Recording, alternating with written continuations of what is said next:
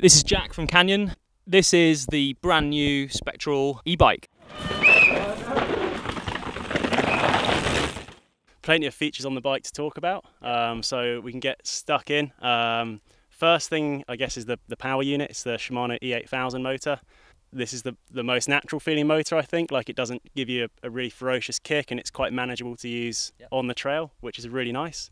Semi-integrated battery in a way that it's sort of half built into the frame, but it can be removed from the side Jamie and I sat on slyly. So if you wanted to go for an all-day epic, you could pack another battery in your backpack and swap them out halfway through. And then I guess the other big thing which people may notice is it's got two different wheel sizes. So we're running a 29-inch wheel on the front with a 2.5 tyre, and then a 27.5 with a 2.8 on the back. So theory behind it is that you want the rollover and traction from a 29, but then a little bit of extra wheel durability from a 27.5 on the back, and then coupled with a 2.8 tyre, the outer kind of circumference is pretty close to the 29, and also the 2.8 tyre really hooks up nicely, climbing up some steep, horrible stuff, which you can get away with on the e-bike. Other cool thing is it's a 150mm travel bike, with the exception of this model. This is the SpectralON 8.0, so it's actually got a 160 fork, because this is kind of the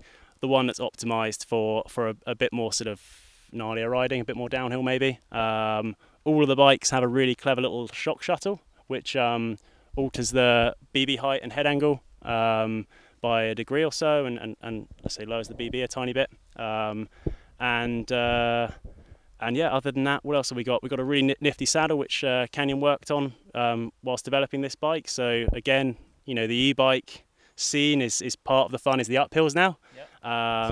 Yeah. So, you know, some of the most challenging riding you're going to do in the day is actually climbing up some of these things that this bike allows you to go for. And the sort of kick up tail on the saddle here just holds you in place when you're trying to scramble up some nasty technical climbs. And there's something interesting about the cranks as well, is that right? There is, yeah. So all of the bikes, no matter what size you get a 165 crank. We've done that for a couple of reasons. Partly for pedal clearance. Again, you're climbing technical stuff you'd never be able to consider previously.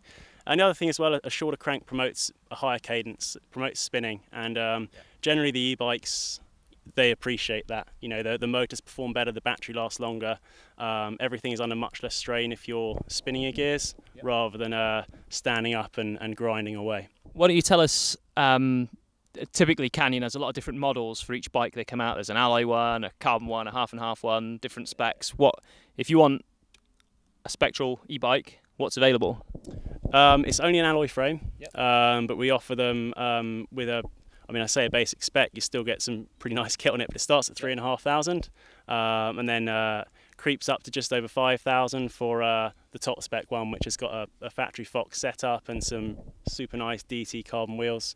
The weight for this particular one's 22 kilos, but I think the top spec one, you're approaching that magical 20 kilo mark. But I mean, to be honest, with the smaller rear wheel and the motor position being slightly further forward perhaps than previous e-bikes, the handling of this is more akin to a standard trail bike. I think people used to perhaps an e-bike of a few years ago will get on this and really appreciate that it's a little bit more like their normal mountain bike rather than feeling like an e-bike. That's something that Canyon really wanted to avoid. They didn't want it to feel heavy and perhaps people to treat it differently. They wanted people to ride them the same as they ride their trail bikes. So.